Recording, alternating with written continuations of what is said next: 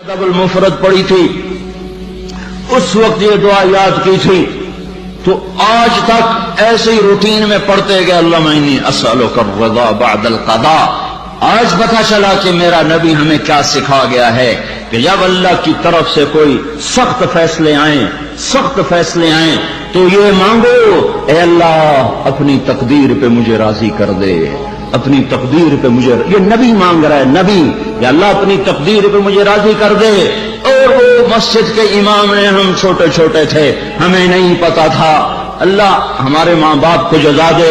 اس وقت تو ماں باپ مسجد میں بھیجا کرتے تھے، اب تو گرامر اسکولوں کو بھیجنے کا چکر اور سٹی اسکول بھیجنے کا چکر، اب تو ماں باپ بھی ظالم، اولاد بھی ظالم، ماں باپ بھی غافل، اولاد بھی غافل۔ ہمارے ماں باپ بھی ولی اللہ کوئی نہیں تھے، لیکن پھر بھی انہیں اتنا شعور ضرور تھا کہ ہمیں مار پٹائی کر کے مسجد کا دھکا ضرور دیتے تھے۔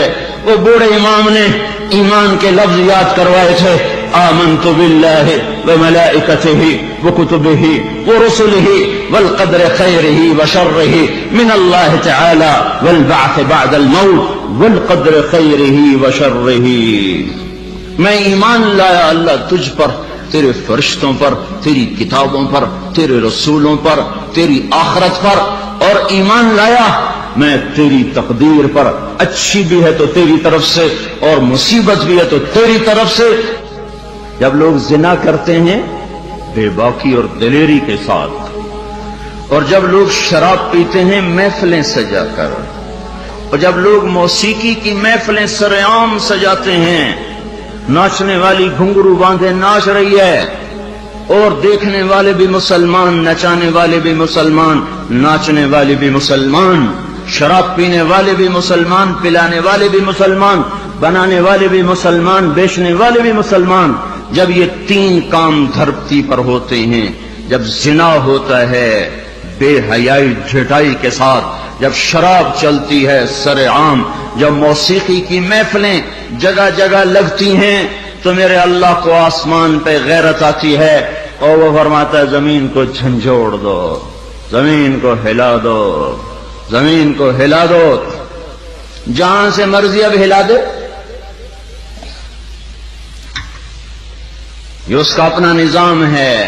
دیکھو نا، پھسلتا پاؤں ہے، ٹوٹتا ہاتھ ہے، تو ہاتھ کہے پاؤں سے ظالم میرا کیا قصور تھا، پھسلا تو ٹوٹا میں، پھسلا پاؤں پھٹا سر، تو پاؤں پھٹتا سر کیوں پھٹا ہے؟ یہ ایک ہی جسم ہے، جہاں بھی چوٹ لگے گی سارا جسم ہائے ہائے کرے گا۔ یہ ایک ہی امت ہے، جہاں بھی ضرب لگے گی سارے سب کی ہائے ہائے ہو جائے گی۔ اللہ کی حکمت ہے، جہاں چاہا زمین کو ہلا دیا۔ پر زلزلے آنے کے تین سبب ہیں، زنا، شراب، موسیقی، گھر گھر ناچ، اور ناچ بھی ننگے ناچ، کہاں چلا گیا شرم و حیا؟ پہاڑ کے لوگ تو بڑے حیا والے تھے، پر اس سڑک کا ستیہ ناس ہو، اس بجلی کا ستیہ ناس ہو، یہ جہاں گئی اس نے حیا پہ جنازہ پڑھ کے اسے دفن کر دیا۔ اور یہ بذات خود کوئی بری چیز نہیں ہے، نہ بجلی نہ سڑک، انسان برا ہوا، اس نے اتنی بڑی اللہ کی نعمت کو بدماشی پہ لگا دیا، عیاشی پہ لگا دیا۔ جب موسیقی کی سرتال ہو، ٹرکوں میں دیکھو گانے بج رہے، گاڑیوں میں دیکھو گانے بج رہے، بسوں میں دیکھو گانے بج رہے، اور بسوں والوں نے اشتہار لگا ہوتا ہے VCR ٹائم، بس بھرنے کے لیے اشتہار لگا ہوا ہے VCR ٹائم۔ ارے بدبخت، کہیں ٹکر ہو گئی مر گئے تو اللہ کو کیا منہ دکھاؤ گے کہ کس حال میں میری موت آئی؟ زلزلے کیوں آتے ہیں؟ پھر ایک اور روایت،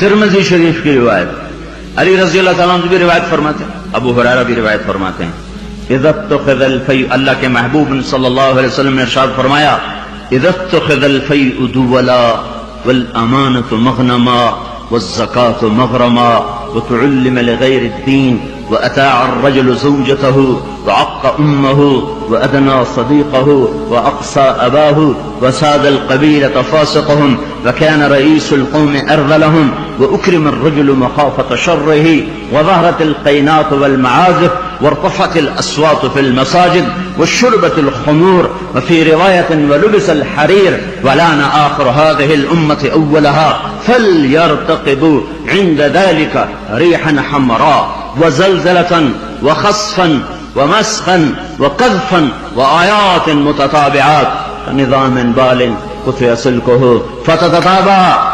زلزلے کیوں آتے ہیں، کیسے آتے ہیں؟ سائنسدان بولا، پلیٹیں ٹکرائیں.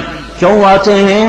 وہ چپ ہو گیا تو ہم بولے زلزلے اس لیے آتے ہیں کہ میرے محبوب صلی اللہ علیہ وسلم نے فرمایا جب حکومت کے افسر بددیانت ہو جائیں گے، جب حکومت کے افسر بددیانت ہو جائیں گے اور حکومت کے خزانے کو خود لوٹ جائیں گے، جب حکومت کے افسران حکومت کا خزانہ خود لوٹ جائیں گے، جو عوام کے لیے ہوتا ہے، جو عوام کے لیے ہوتا ہے وہ افسران خود لوٹ لیں گے. میرے ایک دوست سیکٹری ریٹائر ہو گئے، 6 مہینے اسلام آباد رہے، پھر لاہور آ گئے، بڑی جلدی واپس آ گئے. کہنے لگے اگر میں 1 سال وہاں رہ جاتا تو یا میں پاگل ہو جاتا یا میں بھی ان کی طرح بددیانت ہو جاتا. 1 سال کہ شام کو جب بیٹھتے تو ایک سیکٹری بولتا اتنے بنا لیے اتنے بنا لیے، وہاں پلاٹ وہاں پلاٹ، وہاں گھر وہاں گھر، سوئس بینک میں اتنے، امریکہ میں اتنے، انگلینڈ میں اتنے. اور میں بیٹھ کے سوچتا اور میری تو ریٹائرمنٹ قریب آ گئی، میں تو اپنا ذاتی گھر بھی نہ بنا سکا. تو مجھے خیال آیا اگر 6 ماہ میں اور رہ گیا تو یا میں ان کی طرح ظالم بھیڑیا بن جاؤں گا یا پھر میں پاگل ہو جاؤں گا. تو میں نے ان کے ہاتھ جوڑو مجھے واپس لاہور بھیج دو، کسی کھڈے میں ڈال دو، باقی وقت عافیت سے گزر جائے.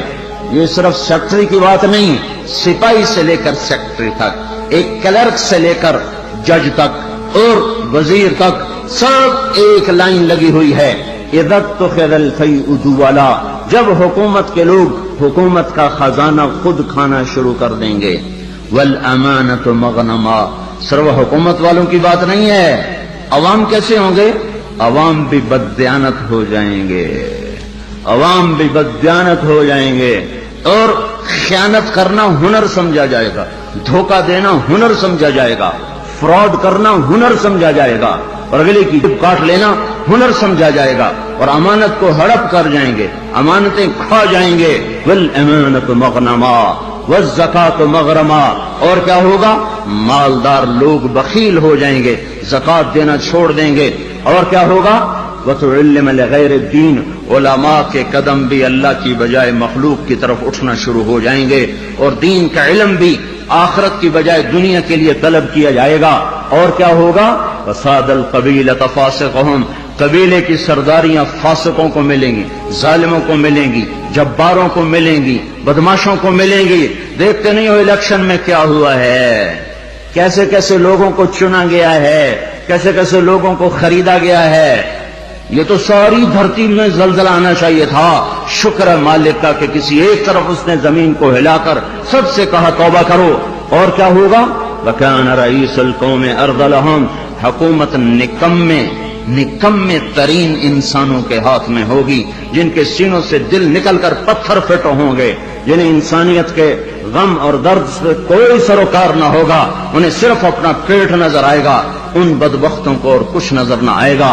اور کیا ہوگا؟ اکرم الرجل مخافۃ شرہ، ایک دوسرے کو سلام کیے جائیں گے، افطار پارٹیاں دی جائیں گی اور اندر میں بغض چھپا ہوگا، اندر میں نفرت چھپی ہوگی، اندر میں اس کے شر سے بچنے کے لیے یہ سارے ہو ہا ہو رہے ہوں گے. اور کیا ہوگا؟ وارتفعت الاصوات فی المساجد، مسجدوں میں لڑائیاں شروع ہو جائیں گی، جھگڑے شروع ہو جائیں گے، فرقہ واریت کی آگ بھڑک اٹھے گی اور نادان خطیب وہ ایسی آگ لگائیں گے، ایسی آگ لگائیں گے کہ سارا چمن جل کے راکھ ہو جائے گا اور جو امت اوروں کو سایہ دینے والی تھی وہ ایک دوسرے کا گلے کاٹنے پر لگ جائے گی. مسجدوں میں آگ بھڑک اٹھے گی فرقہ واریت کی اور نفرت کی اور تعصب کی. اور کیا ہوگا؟ وظہرت القینات والمعازف، گانے والیاں عام ہو جائیں گی، گانے والیاں ظاہرت کا ایک مطلب ہے کثرت ہو جائے گی، ہر طرف گانے بجانے. دوسرا مطلب یہ ظاہرت، گانے والیاں معزز میڈم کے لقب پائیں گی، فنکارہ کہلائیں گی، ایوارڈ دیے جا رہے، ناچنے والے گانے والے قومی ہیرو کہلائے جا رہے. ہائے ہائے، اس امت کا ڈوبنا مقدر ہو ہی جاتا ہے. جہاں ناچنے والے، جہاں گانے والے، جہاں بلہ پکڑ کے کھیلنے والے ہیرو بن جائیں، وہاں اس قوم کا ڈوبنا ہی مقدر ہے. اس قوم کا ڈوبنا ہی مقدر ہے. یا صرف ایک گیند اور بلے پر لوگ قربان ہو رہے ہوں اور فدا ہو رہے ہوں، اور ناچنے والے اور گانے والے اور گانے والیوں پر لیبل لگائے جا رہے ہوں اور ان کو میڈل دیے جا رہے ہوں، اور گھر گھر تہذیب ننگی ہو چکی ہو. اور آج کا کیبل تمہیں کیا دکھا رہا ہے؟ کون سا ایبٹ آباد کا گھر ہے جہاں جہاں عزت کا دامن چاک نہ ہوا ہو، جہاں حیا کو اٹھا کے باہر نہ پھینک دیا گیا ہو، جہاں شرم و حیا کسی پہاڑ کی چوٹی میں جا کر دفن نہ کر دیا گیا ہو. وظہرت الکائنات والمعازف، گانے والیاں، گانا عام، موسیقی عام. اقبال رحمت اللہ علیہ نے فرمایا تھا، تجھ کو بتاتا ہوں کہ تقدیر امم کیا ہے، شمشیر و ثنا اول، طاؤس و رباب آخر. ارے تم اپنے شاعر کی مان لو، اللہ رسول کی نہیں مانتے ہو.